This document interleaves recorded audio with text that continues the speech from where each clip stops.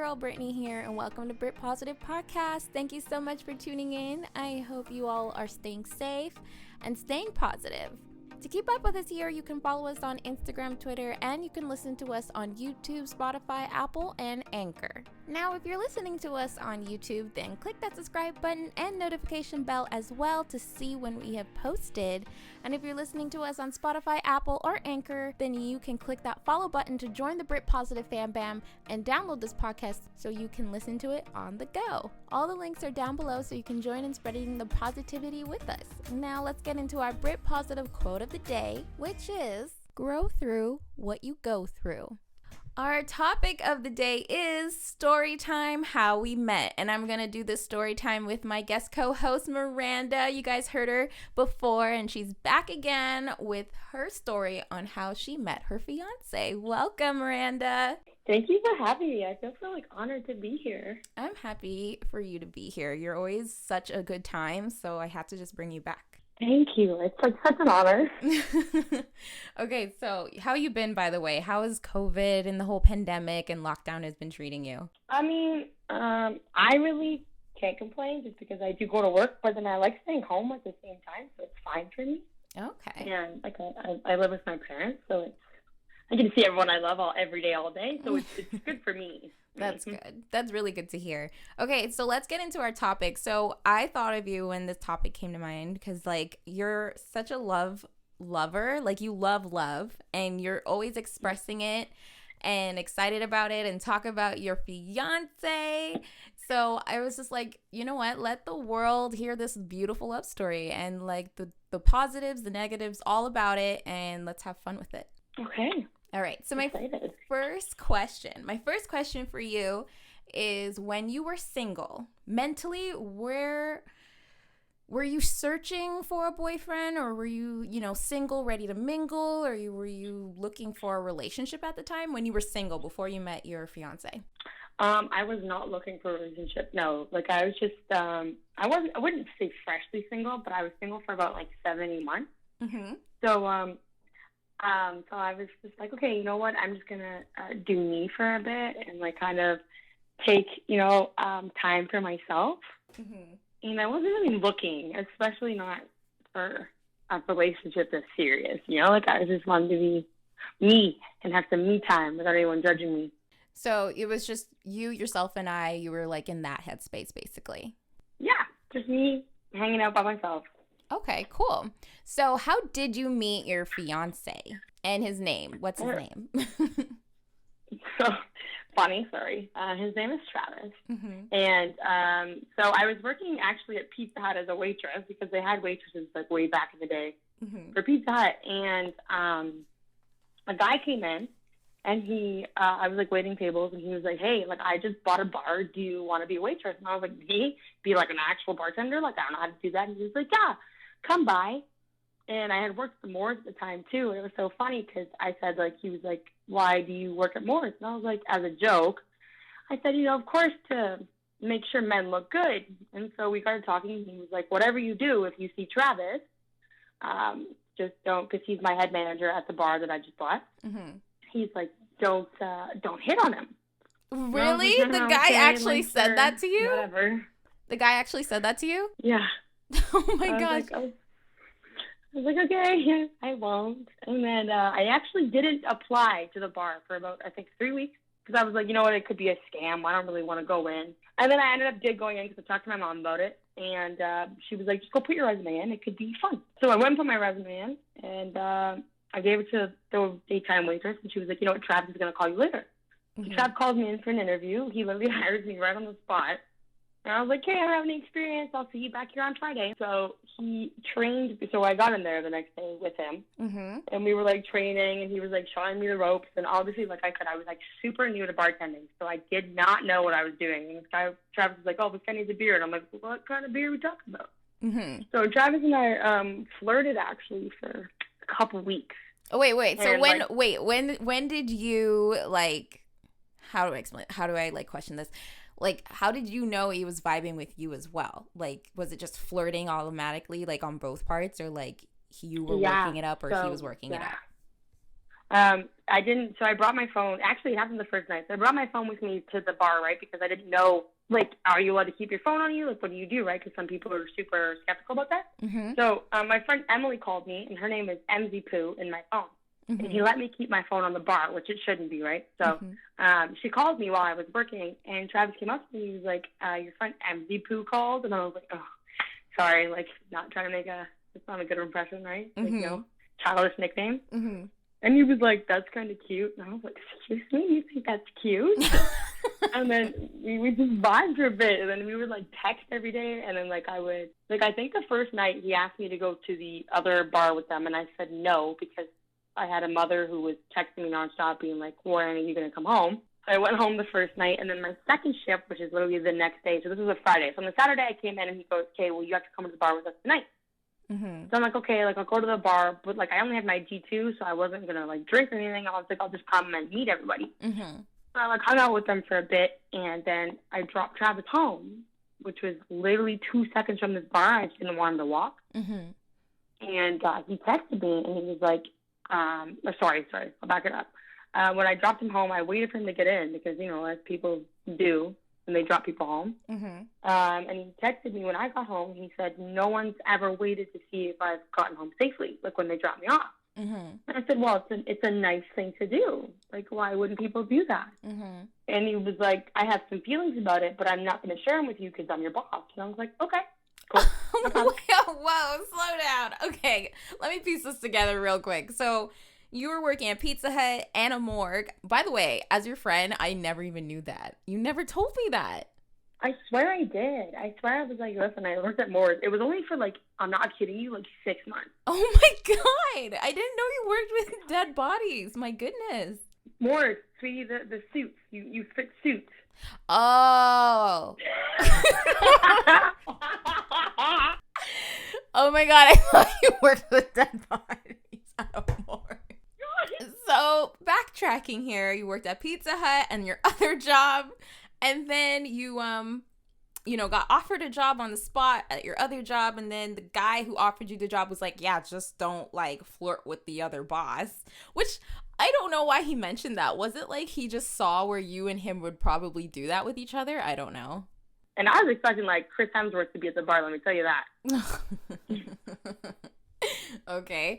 So, yeah, you got the job at the bar. Travis and you start flirting. And, like, the big moment is when you dropped him home from the bar. And next thing you know, you just waited for him to go inside to make sure he's safe. Like, that's a nice thing to do that, I've done for my friends or some people do for me. So, it's like it's the norm, I would say. And it should be the norm. I don't know how many people don't do that. That's rude if you don't do that, okay? And you want to make sure the person got home safe, you know? But yeah, and then he was like, I have some feelings about it, but I'm your boss, so I can't say anything. Wow, that's interesting. Okay, so then that's how you guys met, basically. So what was your first date together? Like, when did how do we jump to that? It wasn't nothing special, to be honest. Like, okay, so I hit on him for about 2 weeks straight before he actually gave me the time of day. Like I said, he was my boss, and he was like, he shut down every advance I gave him. Like, I would, like, I'd write him cute little note at the bar, like, when I used to punch in food or drinks or something, I'd write, like, a cute little note underneath there. And this man did not give me the time of day. And he gave me his jacket, before I go in. He gave me his jacket, and I was texting him, and I was like, because I was cold one day. Mm-hmm. And I was like, I'm keeping this jacket. It smells like you. He was like, okay, cool. I was like, all right, yeah. So finally, after 2 weeks, I finally convinced him to, like, go out with me. But because his business partner, after he made that comment, had, like, a rule that you cannot date your employees. So Travis was very, like, I guess, skeptical of going out places. Mm-hmm. And if we did have to go out places, it'd have to be in, like, Barrie or something, nowhere where his business partner could see him. Mm-hmm. So the first date was actually his apartment. And I was, like, freaking out because, like, I've obviously known this guy for a while now, but I was freaking out just because, like, I've never been to a guy's apartment on the first date. Oh, my gosh. That can be a little intimidating. Right? So I was like, oh, my God. But I trust Travis. Like, I obviously still do, but I trusted him because, like, when you can get the vibe, like, I got the vibe from Travis. He's very respectful. Right. So I didn't think, like, anything weird would happen. So I got there, and he met me at the car. And he was like, okay, like, come, I'm going to show you my apartment. And I was like, okay, cool. Mm-hmm. And then we ended up watching a movie and stuff. And I'm not kidding you, Brittany. Mm-hmm. Obviously, this man was vibing for me as much as I was for him. And he hands me a key to his apartment. What? Yeah. And I was like, what do I do with this? And he was like, just in case you ever, like, you know, if you drop me home and you're too tired to go home, you can crash here. Or, like, if you have a day off and you don't want to be at home and you got nothing to do, you can come here and, like, hang out. Oh, my God. Like, yeah, so I'm like, okay, I would see your apartment now. That's cool. That's cool. What? Right. This is from the first date? Yeah. Well, like, our first official date, I guess. I count this as our official date. He does not, but I do. Okay. Oh, my gosh. Wow. Wow. That is new. I've never heard that before for someone, like, to just be like, hey, this is our first time really, like, being a thing, and here's the key to my apartment. Like, he just went for it. The weird thing about it is I didn't feel weird about it. I was like, okay, cool. Like, at first I was like, oh, my God, you're giving me a key. Like, I've never, like, this is my first, like, adult relationship. Like, I've never had a key before. But then when I went home, I was like, he gave me a key. He didn't give you a key. He didn't give you a key. He gave me a key. You know, I have a key now. You know something? That's really, like, attractive. When a guy, like, just trusts you. Like, he gives you his trust. Like, you're just like, whoa, this is a lot. Like, but in a good way. Like, it shows you his heart, and it's just kind of cute. Yeah, and he didn't try anything, like, weird. He was just like, hey, like, if you want to go home, like, I won't be, like, upset. Like, I'll walk you to your car, make sure you go home safe kind of thing. Mm-hmm. He was like, but if you want to stay, like, we can just hang out some more. And I was like, okay, cool. So, come here. Wow. Just hang. Okay. So basically, my next question for you is, what was one of the best dates he took you on? So your first date wasn't really an official first date to him, but to you it was, and that was the whole apartment scene, which is really adorable. And now you guys probably went on many more dates than you have now. Like, you guys been together for some time. So what was the best date he took you on that you can remember? So I have to say, it's still about the time we started dating. And don't get me wrong, like, we still go on, like, many great dates. Like, I love everything we do. But this, like, his birthday was, like, my absolute favorite. Because I had saved up, like, I put money on the credit card so I could pay for everything. Right? And it was, like, a couple, I would say a month after we started dating. And it was his birthday, which is October. Mm-hmm. And I was like, whatever you want to do, like, I'm here, like, well, whatever you want to do. And he goes, well, what's your favorite restaurant? And I was like, oh, it's Mandarin, but, like, why do you want to know? Like, and his favorite food is crab, right? So I tried to get crab, order the apartment, and lobster, and I got all this stuff, and it didn't come. Mm-hmm. So I was, like, pretty bummed, because I was like, oh, man, like, I planned everything for you. Like, I wanted this day to be special. We get in the car, like, my car, and he goes, okay, we're going to go. And I'm like, I have no idea where we're going. Like, it's your birthday. I should be taking you somewhere. And this man, on his birthday, pulls up to Mandarin. And I'm like, oh, my gosh, okay, well, like, do you want to eat here? And he was like, I want to do whatever you want to do. And I was like, okay, it's your birthday. So we ended up eating, like, I'm not kidding you, we ended up having, like, 4 courses at Mandarin. Mm-hmm. And obviously we had a disagreement on who's going to pay the bill. Mm-hmm. Which he paid, to be honest. He paid, and I was, like, so heated about it. And I'm not just, like I said, this isn't my favorite date because he paid, because he took me to my favorite restaurant. It's that he thought of me first. Mm-hmm. But so then later on in that night, we had 2 friends who knew about us because, like I said, we were in secrecy for the first, like, year of our relationship. Mm-hmm. So we invited them out with us to our local bar, like the local bar by his house. Mm-hmm. And I was, like, telling the bartender, I was like, listen, I was like, whatever Travis orders, like, I'm going to pay for it. I'm going to do, like, you know, I'm paying for the whole thing.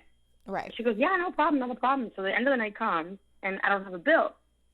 And I'm like, this kind of makes me angry because I was like, I asked you to give me the bill. And she was like, Travis took care of it the moment you guys walked in. I was like, this girl lied to me. Wow. Yeah.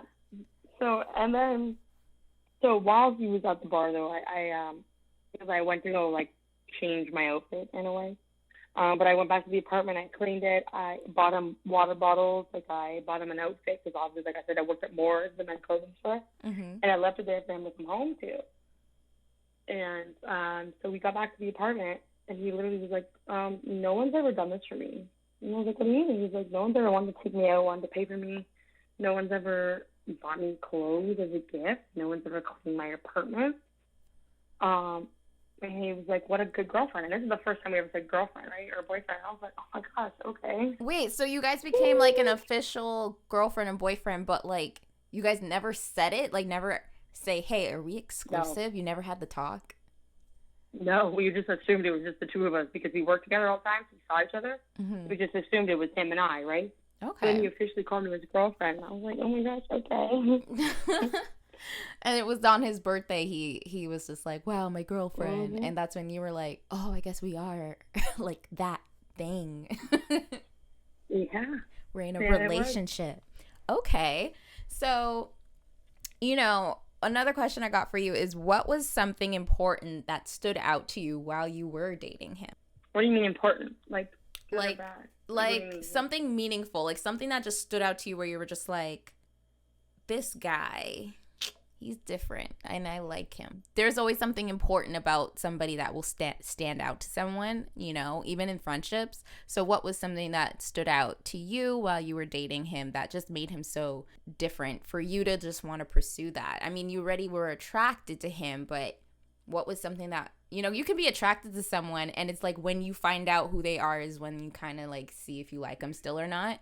So what was it that stood out to you that really like made him worth it to like stick around? Other than him being respectful, because he is still super respectful like to this day, it's the fact that he had my back. So I was going through some stuff with my schooling, and the placements they were putting me in didn't really represent what I was going to school for. And like it was a whole thing. My parents came to talk to me, like it was the whole thing. I was telling Travis about it, and Travis, and it's not like in a weird way, but Travis got like kind of upset on my behalf. And he was like, I know how smart you are. I know how dedicated you are to your, you know, your what you want to be. So why are they not giving you the time of day? Like he was like, do you want me to like put an ad out in the paper? And I was like, no, it's fine. Put an ad out in the paper? Literally, he wanted to like go and be like, this school's dean is a blah blah blah. And I was like, no, that's okay. We don't have to do that. And then if I worked late, he would always be like, Miranda, go home because I know you have school in the morning. Like he was just had all my interests at heart, and he was just always had my back. Like to this day, he still has my back. Like really cute. Like no other. That's really cute. Has my back. Another question I got for you, girl, is how did you know he was the one? Oh my God, there's so many factors to this. I can be really mean at times, and I can be emotional, I guess. I'm not emotional, but I can be like, my moods can change at any time, and I can be very indecisive, and I can be a slob, and I can be very silly. And Travis takes all that in stride. Like, he doesn't get offended if I'm like mean to him. He's just like, hey, cool. He'll tell me his part, and I'll be like, listen, I didn't like the way you spoke to me, but I get where you're coming from, so it's cool. Oh. He takes my silliness, like, and he's silly with me, right? So we can vibe together. I can really tell him anything. Like, I can be like, oh my God, you'll never know what Jessica did, and he'll be like, tell me what Jessica did. I'm like, let me tell you. And he listens. Like, literally. And then if I could get like good marks in school, like which I did, he's always like, he never diminishes anything I do. Like if I tell him like, oh my God, I completed this, he'll be like, that is so cool. I'm so proud of you. Like he's just like my best friend who I get to like kiss and stuff, so it's kind of cool. That's really sweet. I mean, I think that's one of the things in a relationship that, you know, I would suggest to anyone out there who's starting a relationship or thinking of considering a person in their life to see if there's more there. I would just suggest to always kind of keep in mind of let that person be your best friend, let that be your person who uplifts you and encourages you. Those are important things to look out for when dating someone, because I think we're all going through life and dealing with different things, and there's going to be hard times, and like the best thing to have is someone in your corner that's just like, you can do this, you know, instead of like someone trying to tear you down or like tell you negative things about yourself. Like it's good to know like they want you to like be the best you that you can be, and that's something that you can look out for when you're dating, to know that you have your support system there for both of you. It goes two ways, of course, but if you're looking for something, I would suggest look for someone who encourages you, and that's really good that you found that with Travis. I know, I'm very thankful for it. Yeah, and my next question for you, darling, is how did he propose? So, there's two times. So Okay. when we were in Niagara one time, we bought like a little ring from a kiosk that was like $30. Mm-hmm. And I was like, and he only bought me one ring previously, like when we were dating for like 2 years. Mm-hmm. And so this ring, I was like, oh my God, do you want to stay with an engagement ring? And he was like, yeah, I do. And I was like, okay, cool. Mm-hmm. And then we just kind of said we were going to leave it at that. But then we went to Niagara again for my 25th birthday. Mm-hmm. And he surprised me with a brand new ring. And he got down on one knee, and he was very nervous. What? And like speedily asked me, Miranda, I love you. Will you marry me? I was like, yes, of course I will. Oh, And he did it in front of my whole family. that's so sweet. Yeah, I loved it. I still love this ring. He picked it out and everything. Like he did it all. And he kept it from me. So he did one where you guys were. He did one where you guys were looking at rings, and he just like bought one right there and then and gave it to you. And then he did one where he proposed to you with another ring at Niagara Falls with your family there. Yeah, the traditional way. Like the first time we kind of actually agreed we were engaged at that point. We were like, yeah, we're engaged. But then the second time he did the traditional way. He got down on one knee in front of my parents, my cousins. Wait, whole restaurant full of people. Did he go to your dad and like ask for permission? No, he went to my mom. Okay, that's fine too.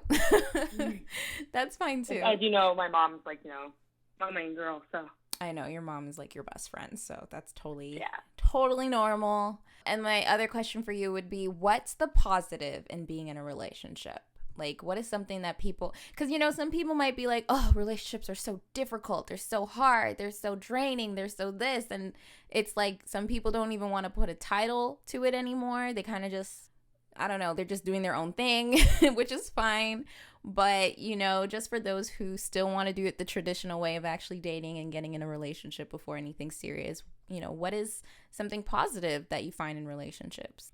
That you have a person there. And, like, your person could be your best friend, like mine is with my mom. Mm-hmm. Your person could be, like, someone, your dog even. Mm-hmm. But, like, this is just a person you share, like, an intimate connection with. Mm-hmm. And, like, when you're having a bad day, before Travis, I don't know, I'd still call my mom. But, like, I would call Travis and be like, I'm having a bad day. And he would go, like, out of his way to cheer me up. Like, you know what I mean? It's just having someone in your corner that's not related to you. No. Or that as in your friend, you know what I mean? Like, someone who has, like I said, an intimate relationship with you, understands you and accepts you, and they're there for you. Like, they have you.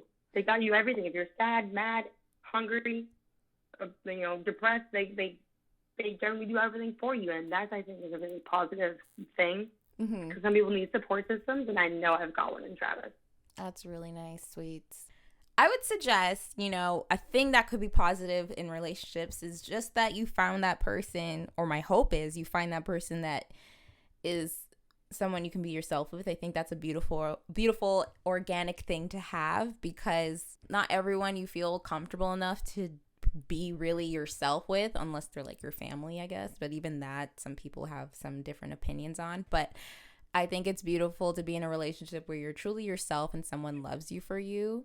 I think you don't find that every day. So if you do end up finding that, I think that's a positive where you can grow and flourish that way with that person, right? I agree. Okay, so last but not least, what is the most important thing to look out for in starting a serious relationship with someone? So when you met Travis, was there anything, or is there anything you can recall where you were like, what was something that made you say, I'm going to start a relationship with him? Because there could be girls out there that's like terrified and not sure what are the signs or things to look for to kind of just put it into like an answer for them to say if it's a yes or a no, So it's something to say, yeah, I want to be committed to this person and see where it goes. Like, what are things they should look for? Well, I think having the same, goal. So, like, when I met Travis, I was, 20, 21, whatever, around that age. Mm-hmm. I wasn't really looking for, a house and a family or whatever, because I still live with my parents. I'm still in school, Mm-hmm. But Travis and I had a goal together, because he obviously knew of my age, too, that we were going to work together towards these things. We didn't have to be right away, okay, and it still, isn't. But, we had a goal that at some point we would do these things together without a time limit. Right. So we didn't feel rushed on doing it. Right. And we had the same beliefs. So, against, religion, against, other things that could be heavy topics for people, Travis and I have the same beliefs in everything. Right. So, not really religion, but, it's you overlook a little bit of that because it's not that serious, but he's still willing to adapt to things I do. Mm-hmm. And that's another part, too, is adapting. So if you want your partner to adapt to things you want to do or you like or whatever, you have to also expect to adapt to them as well. You know what I mean? It's all about, like, communication. It's all about, you know, just literally being there for one another. So if you want to be in a committed relationship, you got to think of long term. You got to think of, do I want to set goals with this person? Is this a person I can see my parents liking? Because that's a huge factor for me. Oh, yeah, me too. Is right? Is this person I could see owning a home together that I know he won't, like, divorce me in 10 years and move on with some other lady? You know what I mean? Like, do we want kids? Do we want dogs? Like, you got to communicate. So if you really want to start a committed relationship, you have to think of all these big picture things. And if you're not ready for that, then I don't suggest being a committed relationship. But if you do want to work towards that, the person you're with should want to work towards that with you. No, that's true. A long-term goal. That's true. And you make a lot of good points, because I think what happens is a lot of people are rushing in something that, oh, this person makes me feel happy and giddy and butterflies in my stomach. And yet it's like they're not having the actual conversation about what each other's like deep desires and goals and purpose in life are, because it's like a few months or a year later they realize they both want different things, and that's when the relationship doesn't work out. And you know, for some people, they go into marriage and it's the same thing that happens there. They might say they both want marriage, but in that marriage they want different things, and there is the whole divorce thing. And this is just to say that it's really good to keep in mind to have a conversation with that person. And people also change, so you have to look at, you know, if you guys are changing, like, what's your core to keep you guys together? You know, for me, it would be faith. You know, faith plays a big part in my life. Mm-hmm. And as long as I have that and the person I'm with has that, I can move forward. You know, we can both move forward and, you know, take on whatever that's going on. That may not be for everybody. Some people, it's career or whichever. But I would just suggest faith is a big thing. If you guys have the same faith, it can just help you kind of it centers your relationship. I truly believe that. And you know, especially how you and that person interact and communicate is such a big thing as well, to just kind of make sure you have those things down pat so that you can flourish in that growth of being in a relationship. And, you know, next thing you know, get married and have babies, and it's going to be so cute. I agree. And I also want to point out, that relationships aren't like a walk in the park. Like, you have to work for them. Oh, you girl, don't you know it? It is work. It is work. Like, especially, and it's kind of working on yourself at the same time. Because, like, you can get mad in an argument, right? And ultimately, if you know that person is right in the argument, like the other person, it's about how you handle it. So if you handle it like, no, I'm not going to apologize. I'm not going to say, like, you know, my bad, like, I was wrong, then you kind of need to reevaluate yourself, and would you expect them to do that for you, kind of thing. So it's a lot of work. Yeah. You gotta, like, really want it. Yeah. And you know, it's really true. Relationships are work. So you have to also be in a mind frame of like, okay, I'm going to attempt to actually try and see what, you know, any hiccups that come along our way, like how we deal with it and how we tackle it together. I think I was watching, might have been from the Red Table Talk, where Will and Jada, I know, crazy example, but where they were saying when they have arguments, or there was like a therapist on the show that taught them that don't focus on one another as like attacking one another in a fight, focus on the problem and like come together to fix the problem and not like attack one another. And I thought that was such a really positive thing to help people, like, you know, in any relationship really, to just try to focus on the issue at hand and not attack one another, because I think people get too quick to be telling one another, hey, you did this and like this and that, and you're just like blaming one another when you're really not looking at how to fix the problem, because the problem could just be misunderstanding, it can be miscommunication, it could just be a million other things. But instead of focusing on those things, you're focusing on, you know, attacking the person's character. You know what I mean? Mm-hmm.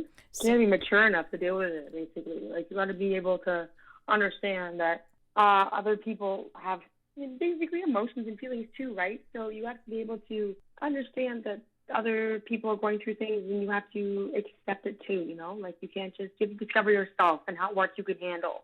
Yeah. Before you jump into something.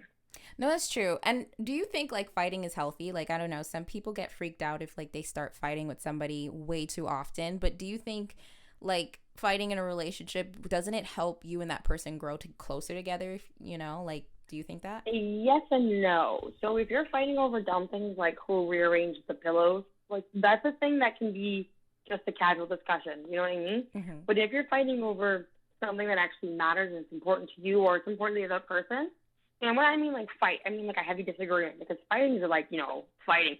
But when you get into heavy disagreements as a couple, it kind of allows you as a couple to understand the other person. So if Travis tells me he doesn't like the way I was speaking to him, I can mentally check myself and be like, you're right. I was being a bit rude. I can step it back because he also gave me those feelings. But I understand. He does the same thing. He'll be like, I understand why you're upset. I get it. This is my point of view, though. We'll do like vice versa. It's a good learning experience, I think, if you fight. Like I said, if you fight all the time over small little things, that's a little bit scary. Oh, like it should be, a relationship should be happy. You guys should be happy together. Right. But if you fight over like, hey, I didn't like what you said to the neighbors the other day. Like I thought it was kind of rude. Mm-hmm. Oh, okay, I can see where you're coming from. Like I was rude, kind of thing. You know what I mean? Like conversations that get a little heated, it's fun. Right. Like it depends on how the conversation is being conducted, and most importantly, if one or the other person's being heard, because you can say 100 things to somebody and they're not hearing a thing you're saying. It's like, what am I doing? Talking to a brick wall? Like, what is happening here? I agree, because it's like character building when you have a disagreement or argument with, you know, the person you're in a relationship with, because it's like, for me, I could see where, I don't know, it's a lot of like reflection, you know, and looking at your traits, the good and the bad, and that person like reflects those things on you, and you kind of just have to be an adult about it and say, okay, am I gonna work on this, or am I gonna just be petty and just be like, well, deal with it? Like, you know what I mean? You have to really know and pick and choose your battles, and you know, you do find out a lot of those tests through relationships with the whole disagreement, because like as much as you want to be like, you and the person are so similar, there's a lot of differences as well, you know? I agree. Like after 2 years of dating, I think Travis and I broke up for a bit because we were just fighting over everything. Really? And yeah, and after some time apart, we kind of came back together as like adults, and we kind of realized what we did in the past wasn't working. Mm-hmm. So we obviously wanted to give it another shot to our relationship. So we said, okay, we set out some guidelines. We had a big talk. Mm-hmm. And we were like, listen, if we're going to do this, like our fight, like we can't keep getting mad at each other for every little thing. Like it won't work. Like our relationship will not work if we're getting mad over who put the toilet paper on the wrong way. You know what I mean? Like it's not something to be that upset about. So Travis and I came to an agreement that we would pick and choose our battles in a way. Right. So like if I'm mad at something, like if I'm mad about something so small and I take it out on Travis, him and I have an agreement now that I warn him that I'm in a bad mood. And I'm like, listen, I'm in a bad mood, and I'm sorry if I attack you at any point of the night. And he'll be like, hey, I understand fully. I totally get it. Mm-hmm. And like vice versa. So we came to a mutual agreement of things we should and shouldn't do that'll strengthen our relationship. And it's worked. Oh, okay. We've been together for almost 5 years now, and we're getting married. So okay, you have like a conversation about what works and what doesn't work, and what makes you mad. That's really good. And like it is also encouraging just for those to say, look, if another good factor to look for in starting a relationship or even in the middle of your relationship is to see if the person's if they're doing their part in working at the relationship with you, you know, learning to forgive, learning to communicate, learning to understand your ways as you are trying to understand their ways, and you know, find a compromise in the middle between the two of you. So if you guys see those things happening in your relationship, then good, you're going on the right track, you know. And if you're not, if the person is not willing to do any of that, then you know you deserve better, and you just move on, and that's okay, because the person just wasn't meant for you. And I think people need to be okay with that too. Is don't go in a relationship thinking it's gonna, you know, you're gonna make them be the person for you when they're just simply not. You know, the person that is for you is gonna show up, and that's when things are gonna, I wouldn't say be easy, but you'll have someone who actually will do the work with you. Yeah, I agree. 100%. Well, thank you, girlie, for coming on the show. I love having you on. I love having conversation with you. It's so much fun, and we get so deep and crack jokes. It's so much good. It's so good. I love it. I love being here. Like, you just make everything so easy. So fun. Well, you'll definitely be back. I know it. So, you guys stay tuned because she's definitely coming back. And thanks again. And thank you guys for listening.